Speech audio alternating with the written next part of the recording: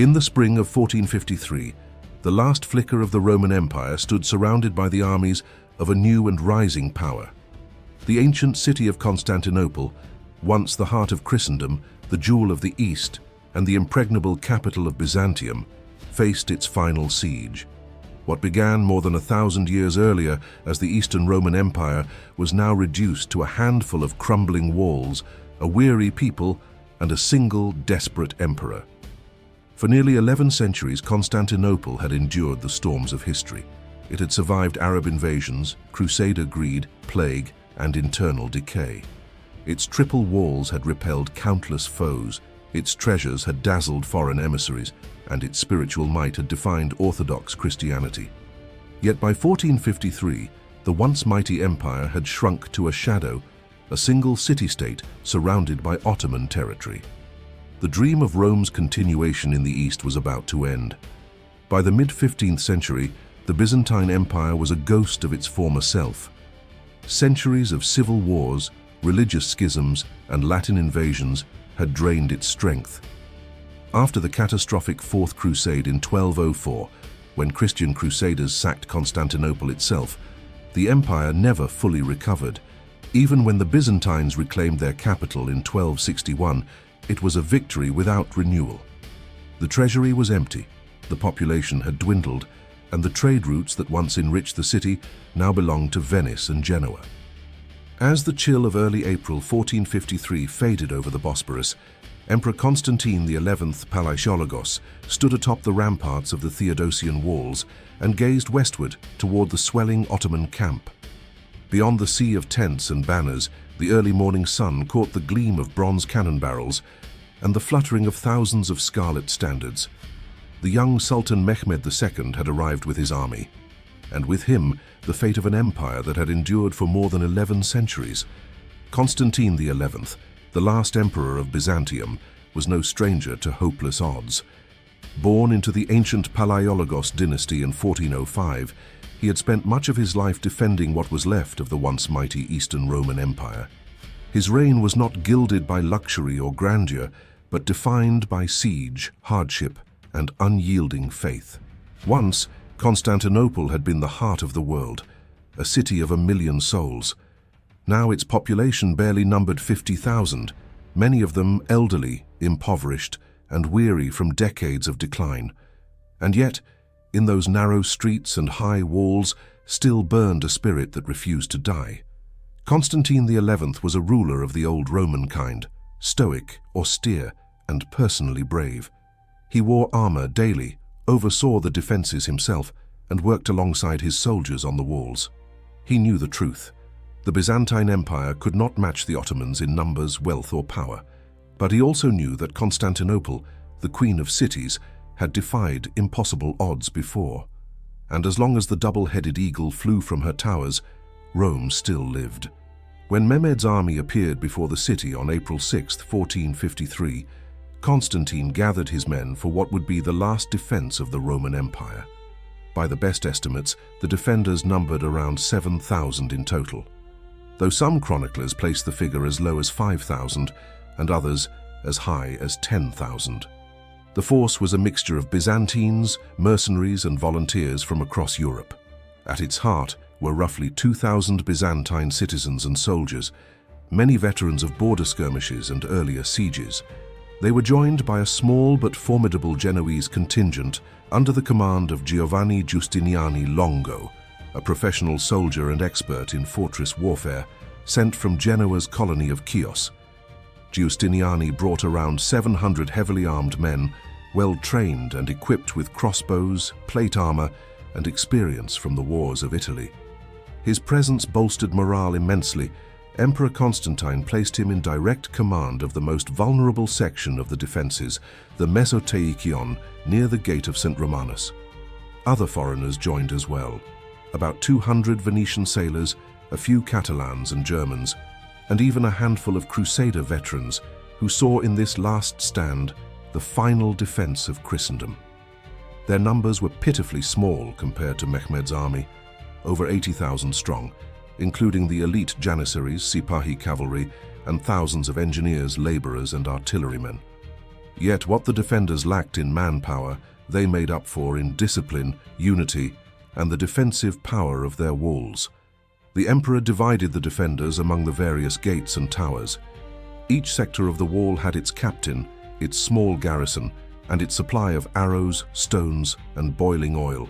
Every citizen, men, women, even monks, took part in the preparations, carrying stones, patching mortar, and stockpiling food. The emperor himself rode the walls daily, inspecting repairs, offering encouragement, and praying with his soldiers. To the people, he was no longer merely a monarch, he was a symbol, the living embodiment of a dying empire's courage. Stretching across the western approach of the city for nearly 4 miles, the Theodosian Walls were the most formidable defensive system of the medieval world. Built in the early 5th century under Emperor Theodosius II, they had withstood nearly every assault for 1,000 years. The walls consisted of 3 layers, an outer wall, 8 feet thick and 25 feet high, lined with small towers, a broad moat over 60 feet wide and up to 20 feet deep, equipped with a secondary low wall called the protegisma. The main inner wall, rising to nearly 40 feet in height and strengthened by 96 massive towers, spaced roughly 180 feet apart. These fortifications had defied Persians, Avars, Arabs, Bulgars, and Crusaders. They were said to be impregnable, as strong as the faith of its people, wrote one Byzantine chronicler. But by 1453, the walls were old and weathered. Earthquakes and neglect had weakened portions of the structure. Repairs had been made hastily in the preceding years, using whatever materials were available. Some towers leaned precariously, others had been patched with wood. Even so, to anyone standing beneath them, the walls remained awe-inspiring, a living monument of Roman engineering, still capable of stopping a conventional medieval army. Unfortunately for the defenders, Mehmed II's army was not conventional.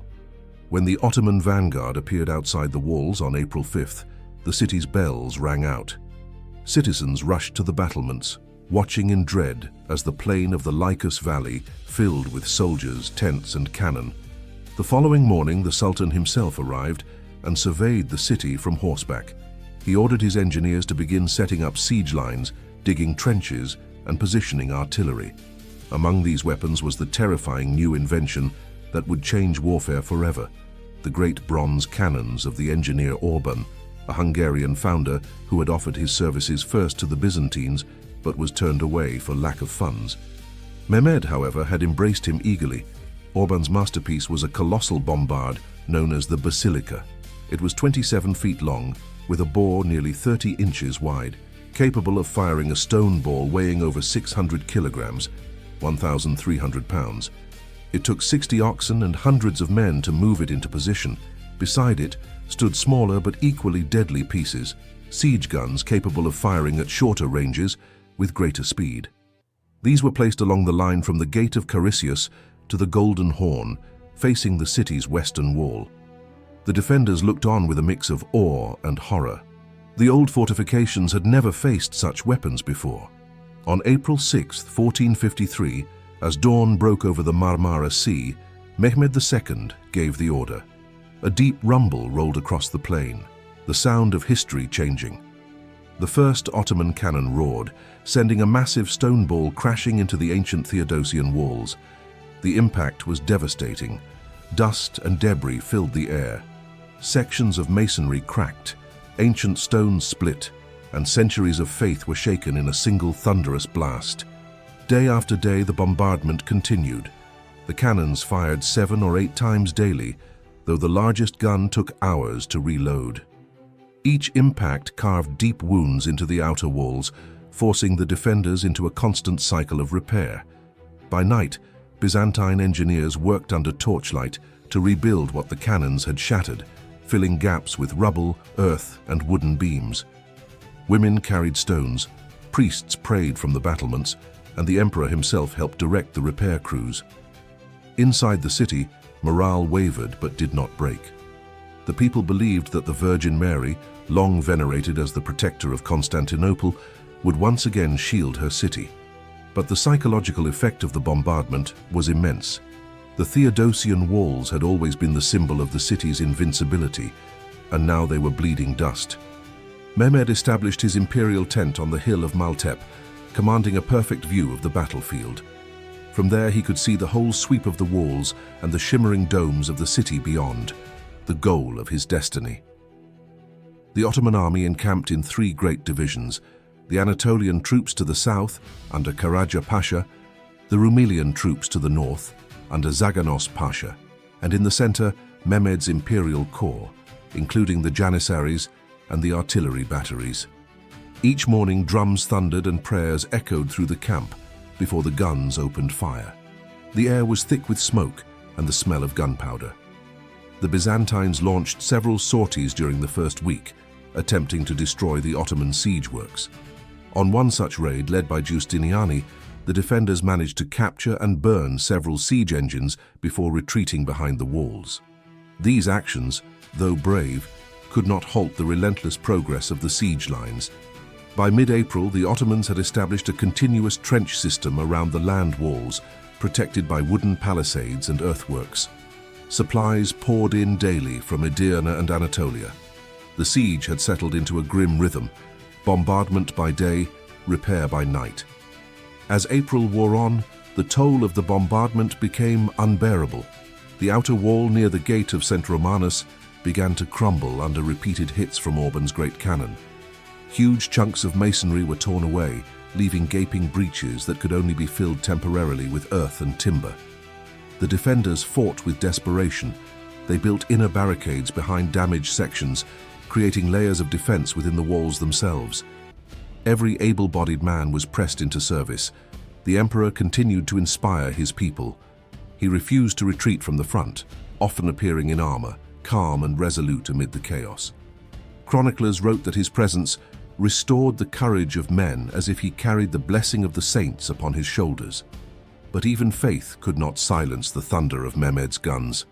By the end of April, the once mighty Theodosian Walls, the same walls that had withstood the armies of Persia, Arabia, and Europe, were scarred and trembling.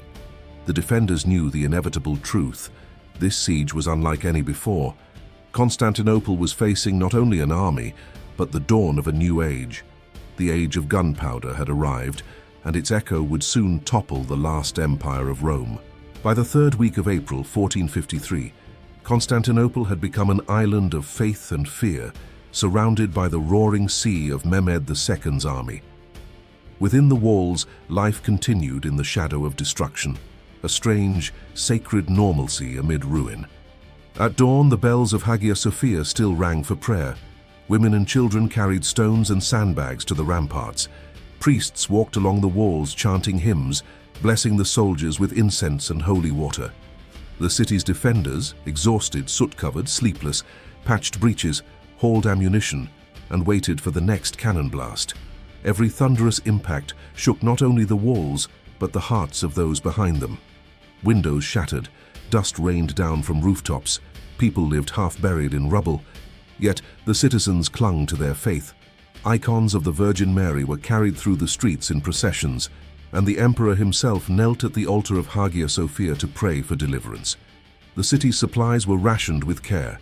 There was bread, salted meat, and grain, enough for several weeks, though not enough for months. The emperor had ordered all private stores confiscated and redistributed under military supervision. Horses were reserved for war, oxen were used to carry stones and supplies to the walls. As the siege dragged on, hunger gnawed deeper each day. The morale of the population fluctuated with every rumor. One day, a Genoese sailor swore that Venetian ships were on their way with thousands of reinforcements. The next, a monk proclaimed that he had seen a vision of the Virgin weeping, an omen that the city's end was near. Hope and despair alternated like the tolling of a bell. While the land walls bore the brunt of Mehmed's artillery, the sea walls along the Golden Horn were Constantinople's lifeline. The harbor remained the only route through which food, supplies, or reinforcements could arrive. To protect it, the Byzantines had drawn across the mouth of the harbor a massive iron chain, stretching from the Tower of Eugenius on the city side to the Genoese fortress of Galata on the opposite shore. This chain, forged generations earlier, had saved the city many times. It was thick enough to stop the largest ships, suspended by floating wooden pontoons and guarded by galleys on both ends. Inside the harbor, the Byzantines and their Venetian and Genoese allies maintained a small but powerful fleet, around 26 ships, including 10 large galleys and several transports armed with catapults and small cannons. The Ottomans, however, had brought an armada of their own. The Sultan's navy numbered nearly 150 vessels, though most were small, light galleys, transports, and rafts. Their commander, Baltoglu, was a veteran sailor of the Black Sea, confident in his fleet's size but unaware of the cunning tactics of the defenders. On April 9th, Mehmed ordered the Ottoman navy to attack the chain. The goal was simple: break through, seize control of the harbor, and cut off the city completely. The Ottoman ships advanced in tight formation, drums beating and banners flying. From the towers, the Byzantines watched as a forest of masts filled the horizon, but the defenders were ready. As the Ottoman ships approached the chain, Byzantine and Venetian galleys charged forward, ramming and boarding them. Greek fire, the empire's ancient weapon of terror, poured from bronze tubes, engulfing several Ottoman vessels in flame. The smoke rolled thick and black across the water. By sunset, more than a dozen Ottoman ships had been destroyed, and the rest retreated in chaos. The Golden Horn remained secure. When the news reached Mehmed, his fury was legendary. He summoned Baltoglu and publicly accused him of cowardice. The admiral protested, wounded and exhausted, but the Sultan had him stripped of rank, beaten and nearly executed, spared only at the pleading of his officers. For Mehmed, failure was intolerable. Yet the Sultan was not one to accept defeat easily. His mind, sharp and relentless, began devising an audacious plan. From late April through May, Mehmed intensified his assaults. Every few days he ordered massed attacks on the damaged sections of the Mesoteikion, where Giustiniani and his men held the line. Thousands of Ottoman infantry, backed by drums and war cries, charged the breaches under a hail of arrows and stones. Each time they were repelled by the desperate defenders. The fighting was brutal and close. The Byzantines poured boiling oil and water from the battlements. Archers and crossbowmen rained death from above. When the enemy reached the walls, the defenders met them with swords, axes, and pikes. Bodies piled in the moats. The ground turned red with blood. Giustiniani's Genoese played a crucial role in holding the line. They were disciplined, fearless, and well-armed, fighting shoulder to shoulder with the emperor's men. Yet even their courage could not be everywhere at once. At night, the defenders crept beyond the walls to destroy Ottoman siege towers and fill in trenches. These night raids were acts of sheer audacity. Using ladders, small teams slipped into the darkness, set fire to siege engines, and disappeared before dawn. Many never returned. The Sultan's impatience grew. To break the defenders' will, Mehmed turned to psychological warfare. He sent messengers under a flag of truce, offering generous terms.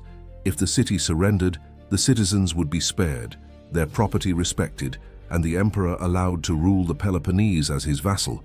Constantine's reply became legendary: "To surrender the city entrusted to my care is not mine to decide. We are resolved to die in it rather than live in shame." When Mehmed's envoys departed, the Sultan prepared for a final assault. In the Ottoman camp, religious fervor burned. Imams proclaimed holy war, promising paradise to those who died in battle. Drummers beat ceaselessly. Across the plain, bonfires lit the night sky, a wall of flame surrounding the ancient city like a ring of doom.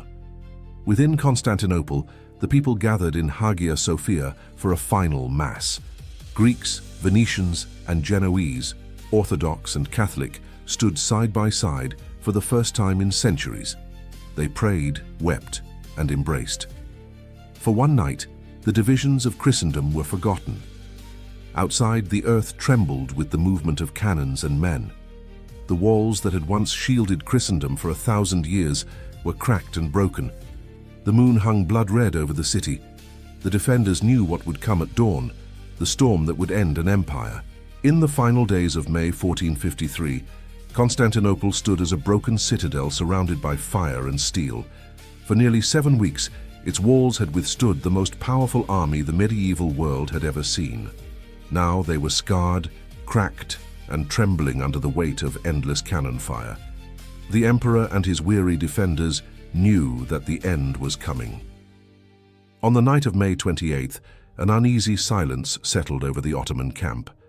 The constant thunder of cannons ceased. The great guns, which had roared day and night for weeks, fell silent for the first time since the siege began. It was an ominous stillness, a silence before the storm.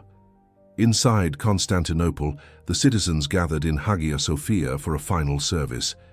It was a night of unity, sorrow, and faith. Greeks, Genoese, Venetians, and even a few Latin priests stood side by side, singing hymns that echoed through the great dome. Emperor Constantine XI Palaiologos attended in full armor, his sword at his side. He prayed for his people, for his ancestors, and for the city that had once been the jewel of Christendom. Witnesses said that many wept openly, not for fear but for love of their city. The mosaics glowed by candlelight, the incense rose in clouds of gold, and the faithful knelt together beneath the soaring dome one last time. Outside, the torches of the Ottoman camp glimmered like stars upon the earth. When the service ended, the emperor rode to the walls for a final inspection.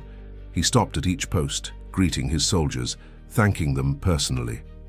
"We have reached the last moment," he said. "The salvation of our souls is now in our own hands. Be men and fight bravely for your faith and your homeland." Shortly before midnight, he dismounted near the Mesotachion, where the heaviest fighting had raged for weeks. Beside him stood Giovanni Giustiniani, the Genoese commander of the mercenaries, who had defended the walls with unmatched skill and courage. The emperor clasped his hand. "You and I," Constantine said quietly, "will stand together at the breach." Beyond the walls, Sultan Mehmed II, only 21 years old, had completed his preparations for the final assault. His entire army, more than 80,000 men by most accounts, was drawn up in 3 massive waves. The first consisted of irregulars and expendable infantry, Anatolian peasants, prisoners, and volunteers eager for loot or martyrdom. Their task was to exhaust the defenders. Behind them waited the Anatolian and Rumelian regular troops, disciplined soldiers with bows, spears, and shields, supported by elite janissaries. The third wave, the Sultan's personal guard, waited for the moment of decision. Before dawn, the muezzin's voices rose in unison across the Ottoman camp, calling the faithful to prayer. Then the drums began to beat, deep, thunderous, and unending. The ground trembled beneath the march of thousands. At 1:30 a.m., the first assault began.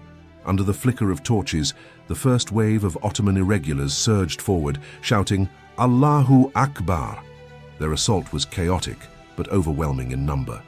They rushed toward the shattered outer walls, dragging ladders and wooden shields, only to be met by a storm of arrows and stones. The Byzantines and their allies, despite exhaustion, fought with desperate fury. The great cannon of Urban had torn gaping holes in the Theodosian Walls, but the defenders had filled them with rubble, barrels, and timber. Behind these makeshift barricades, archers fired until their fingers bled.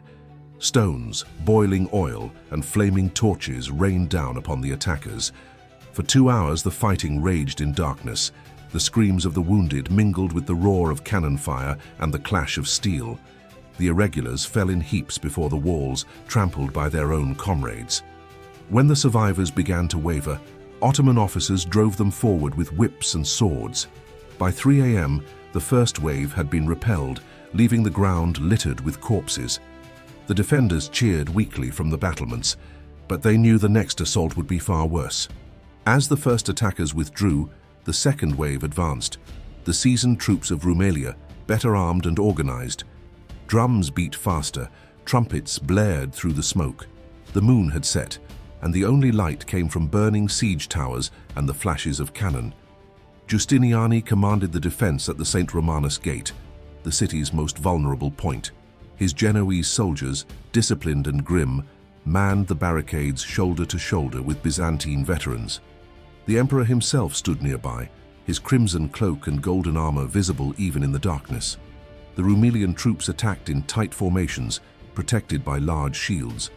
They advanced steadily despite heavy losses, throwing grappling hooks and ladders onto the walls. The defenders fought back savagely, hacking at hands, overturning ladders, and firing point-blank into the masses below. At one point, a section of the outer wall collapsed completely under artillery fire. The attackers surged into the breach, only to be met by a counterattack led by Constantine himself. Sword in hand, he fought in the front line, rallying his men and driving the enemy back.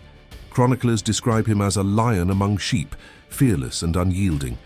By 4 a.m., the second wave too had faltered. The ground before the walls was soaked in blood. Yet the defenders were reaching their limit.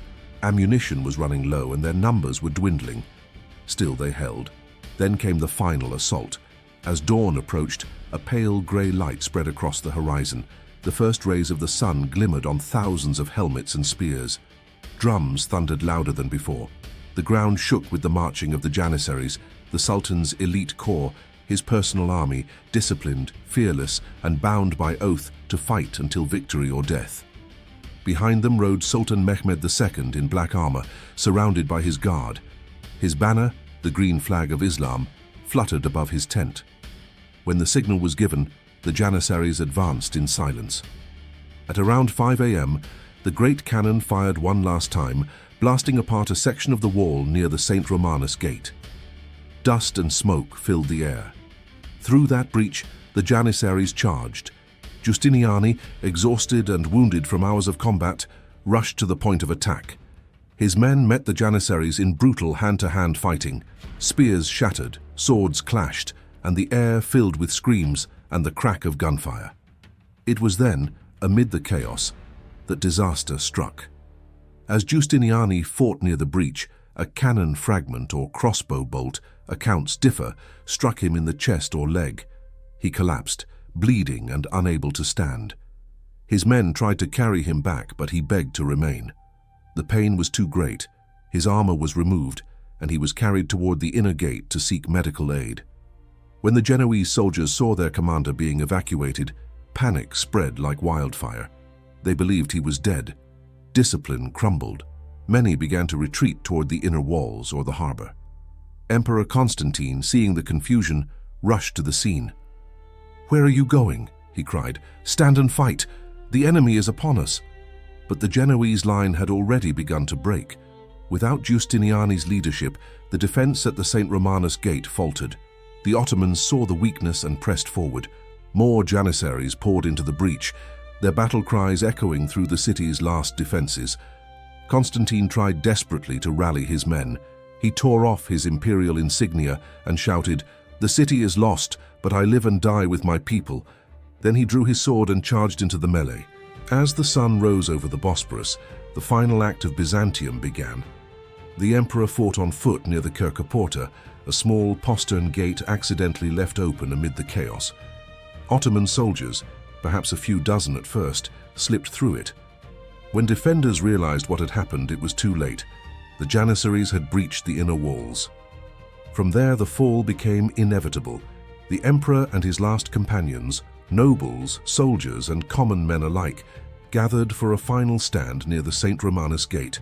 Surrounded and outnumbered, they fought with the desperation of doomed men. Witnesses say Constantine fought like one possessed, cutting down several attackers before disappearing beneath a wave of enemy soldiers. His body was never definitively identified. When the fighting ended, Mehmed's men found a corpse in imperial armor, headless and stripped of insignia. Some said it was the emperor. Others believed he had vanished, carried off in the chaos destined to live on in legend. To the Greeks, he became the marble emperor, asleep beneath the earth, waiting for the day when Constantinople would be free again. By 7 a.m., the Ottomans had seized control of the walls. Trumpets blared from the towers, signaling victory. Thousands of soldiers poured through the breaches and gates, overwhelming the last defenders. The streets filled with chaos, shouts, gunfire, and the clash of steel echoed through the city's narrow alleys. The defenders fell back in disarray. Some fled to the harbor, hoping to reach Venetian ships and escape. Others barricaded themselves in homes or churches. But the conquerors were relentless. Mehmed's strict orders forbade indiscriminate slaughter, but in the first hours of conquest, discipline broke down. the victors looted, burned, and killed. For 3 days, the ancient city of Constantine, once the crown of Christendom, became a battlefield of terror. Thousands sought refuge in Hagia Sophia, believing the great church would be spared. The doors were barred, and the people prayed as the roar of battle drew near. When the Janissaries finally broke through, they found the church filled with thousands of terrified men, women, and children. The conquering soldiers entered silently, raising the green banner of Islam beneath the dome. The Church of Holy Wisdom had become a mosque. Outside, Mehmed II entered the city through the St. Romanus Gate, now shattered and strewn with bodies. He dismounted, knelt on the ground, and recited a prayer of thanksgiving. "The city is fallen," he said quietly, "and I am its master." The Sultan rode to Hagia Sophia and ordered it cleansed and consecrated for prayer. The muezzin's call echoed beneath the vast dome, where for nearly 1,000 years the liturgies of the Byzantine Empire had been sung. The long reign of the Caesars had ended. A new empire had begun. By noon on May 29, 1453, Constantinople had fallen. The Byzantine Empire, the last remnant of Rome, ceased to exist after more than 11 centuries. Its treasures were taken, its people enslaved or displaced, and its culture absorbed into the rising Ottoman realm. When Mehmed entered the ruined palace of the Blackenai, he is said to have gazed upon the shattered mosaics and whispered lines from the Persian poet Sa'di.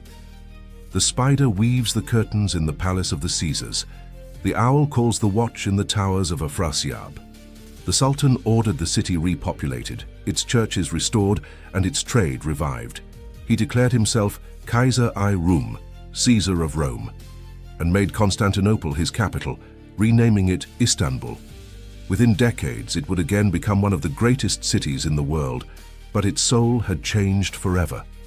The fall of Constantinople sent shockwaves through Europe. For centuries, it had been the bulwark of Christendom against the East. Now, that wall had fallen. Panic and awe spread through the courts of Europe. Some wept for the loss of the ancient city. Others saw it as divine punishment for the disunity of Christendom. For the Greeks, it was the end of an age, the twilight of an empire that had once ruled from Spain to Syria. But in their songs and legends, the emperor lived on, sleeping beneath the city, waiting for the day when the marble lions would roar again, and the cross would rise once more above Hagia Sophia. The fall of Constantinople marked not only the end of Byzantium, but the beginning of the modern world. Scholars fleeing the city carried with them priceless manuscripts and classical knowledge, igniting the Renaissance in Italy. The loss of the old trade routes to Asia spurred the great voyages of discovery, Columbus, da Gama, and Magellan, forever changing global history. For the Ottoman Empire, it was the dawn of greatness. Mehmed II, now known as Mehmed the Conqueror, transformed his victory into a vision, an empire that would stretch from the Danube to the deserts of Arabia. But for those who walked the streets of Constantinople that day, it was not the birth of a new age. It was the end of a world. The bells of Hagia Sophia were silenced. The empire of Constantine and Justinian was gone, and the last emperor, Constantine XI, became immortal, not through survival, but through sacrifice. For over 1,000 years, the Byzantine Empire had stood as the eastern bastion of Rome, preserving ancient knowledge, Christian faith, and classical art through centuries of turmoil. With the death of Constantine XI Palaiologos, that legacy ended. There would be no more emperors in the purple robes, no more processions through Hagia Sophia, no more Byzantine fleets sailing the Aegean. The last emperor of Byzantium died as he had lived, with his sword in hand, defending his people. To many in Europe, the fall of Constantinople was a spiritual and civilizational catastrophe. Churches tolled their bells in mourning. Chroniclers wrote of it as the end of the world. But from this tragedy, new forces began to stir. The news of Constantinople's fall spread rapidly across Europe. Kings and popes were horrified. Pope Nicholas V declared a day of mourning and called for a new crusade, but the fractured kingdoms of Europe were too divided and exhausted by their own wars to respond effectively.